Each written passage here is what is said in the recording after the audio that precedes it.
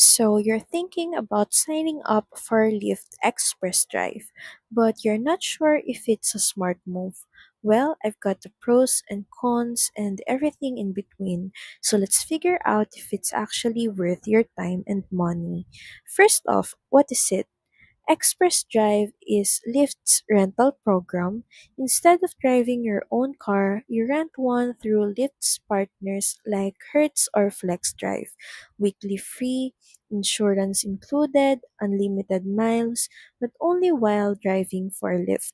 Sounds convenient, right? Let's break it down. If you don't own a car or yours isn't eligible for Lyft, this is an easy way to start earning quickly. No credit check, no long-term lease. Flat weekly fee includes basic maintenance and insurance. You're not stressing over oil changes, surprise repairs, or sky-high premiums. It's week to week. You're not locked into a long-term rental. Want to stop? Return the car, no strings.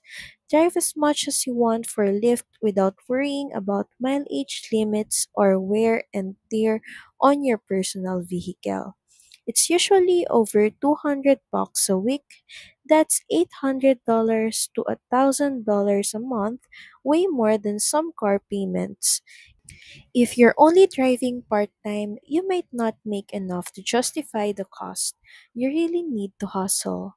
Most rental plans don't allow personal driving, so if you need a car for errands or a weekend trip, you're out of luck. While the rental car takes the mileage, you take the hit on time, driving more hours just to break even. So, is it worth it? If you're a full-time driver without a car, Lyft Express Drive can be a solid short-term solution. But if you're just driving to make a little extra cash, those rental fees can eat your profits fast. Do the math.